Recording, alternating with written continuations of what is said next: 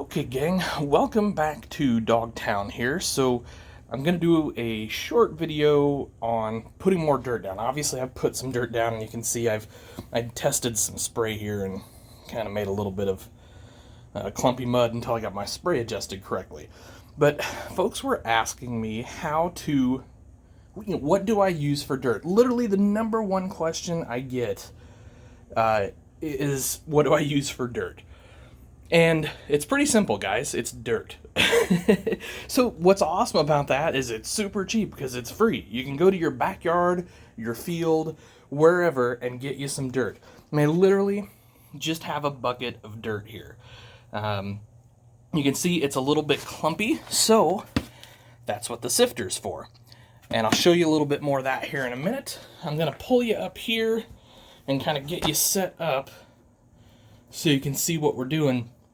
So I'm working on this quadrant of the display, and I'm trying to kind of get the final details down. Well, one thing I noticed was I was a little light in some spots on my dirt. Now, I painted brown on the bottom. There's a few ways you can attach your dirt. So the first thing is you can attach it with the paint you're using. So paint it down heavy and thick, and then sprinkle your dirt right on top of your paint. Works great to do it that way. The second way is you can paint your brown or whatever color you're going to put down at the bottom, and you can take your glue, and I am just using Elmer's school glue. Literally just the cheapest thing you can find, school glue.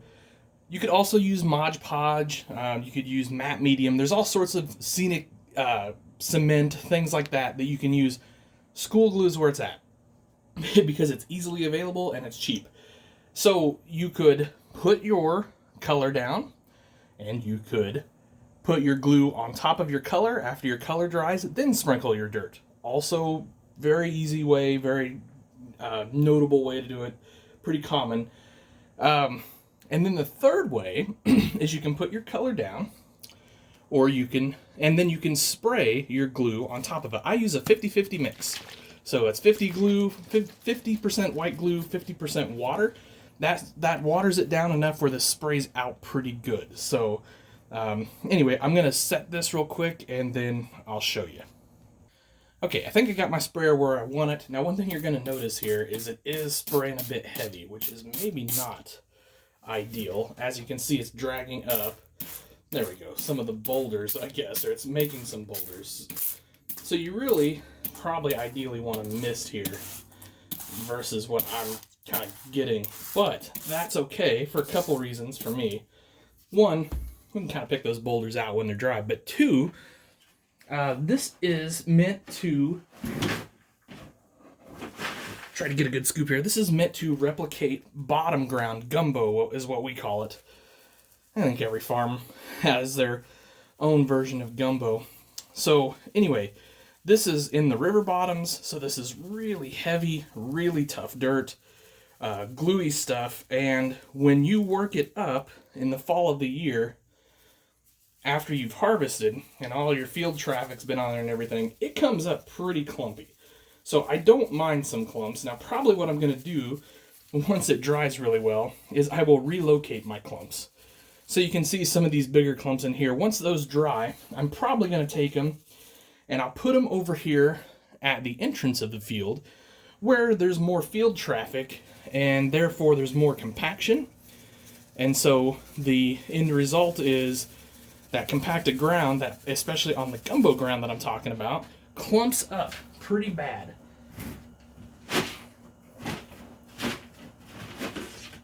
So anyway, now you can pre-sift this if you only want to sift already sifted dirt. That's fine.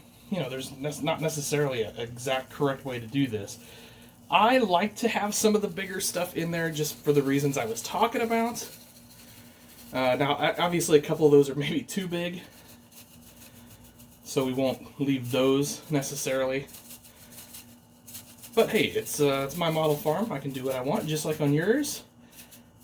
You can kind of leave it how you want. Oops, got a little carried away there and shook out some of the bigger stuff, as you can see. I'm going to fill up again. Okay, I'm going to try to hit this edge pretty good here, or at least the best I can. especially where I was kind of testing my spray, because I definitely messed up some of the dirt that was already put down. I'm getting a little thin here on my dirt bucket, at least for good stuff, so I'm going to have to probably, at some point, go out and get myself some more. Which I typically do about 2 feet out of the back yard there. There's a little high spot, and I always try to pull from that. I'm going to go get some more. Hang on 1 second, guys. Okay, back to squirting. Squirting. Woo! Yeah, that's getting ugly there. I overfilled my sifter. Okay, I'm going to put my hand over it. There, we're sifting better now. Now we're just getting the small stuff falling out of the sifter versus the large stuff, like that, falling out of the top.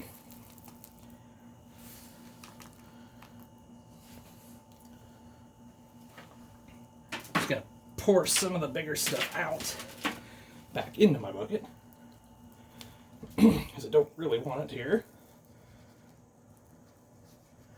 I think my sifter's a little clogged up, because there's some really good fines right in there, really good fine dirt right there, but it's not wanting to come out. There we go. Whoop. Shook it too hard though. That's what you got to be careful with, otherwise you just got extra cleanup, and it's not the end of the world. You're just gonna take time picking out the big stuff like this. You know, I'm gonna have easily 5 or 10 minutes here of just picking out bigger bigger things that I didn't want in this display.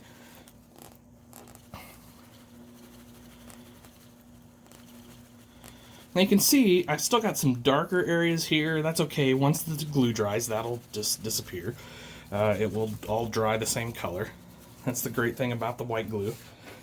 Alright, so I'm just going to show you. I'm even going to wait for some of this to dry to get these bigger ones out of here, because I don't want to fight them. You can also, some of them, if they're not too super dry, you can just break up and get some more finer material to put in maybe some of the spots, like right here up against this grass, which you can't quite see. I just didn't quite get that covered right up against the grass the way I wanted to. So, just take our hands and do it. And you can certainly use, you know, Woodland Scenics dirt. They have some of that. You could use ground foam. You can use all sorts of stuff for this, but why not just use the good old dirt from your backyard to make dirt?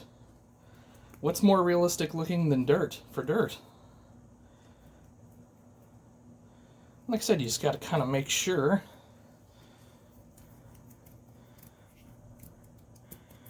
you pull out some of those big clods, especially like right in here. I had a real good spill of big clods there, didn't I? Now that's breaking up pretty good.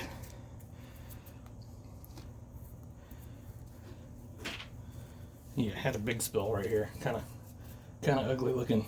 But I do like some of these bigger clods over here up along the side, again, because this is an end row, so there might be more field traffic, there might be more turning. And then I also like it just under the camera here, you can't quite see it, because that is right up against my creek.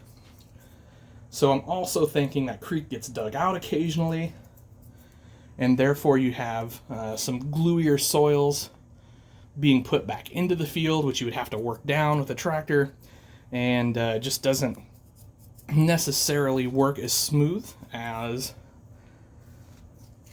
the good dirt that's out in your middle of your field there. Boy, I really did a number right there, didn't I? Whew. Anyway, guys, that'll kind of get you an idea of dirt.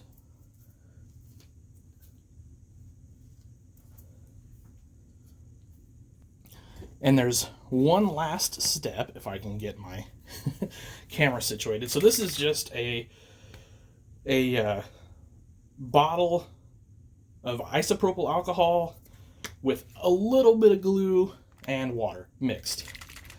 And what this is going to do is I'm just going to go over and lightly mist what I've put down.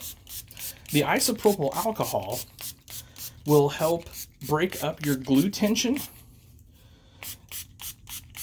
and it will sort of seal this down, but not be crusty and ugly like it would if you were doing, just a straight glue mix. And like I said, the isopropyl alcohol breaks up that tension of the glue in the water, and it just helps it soak in better.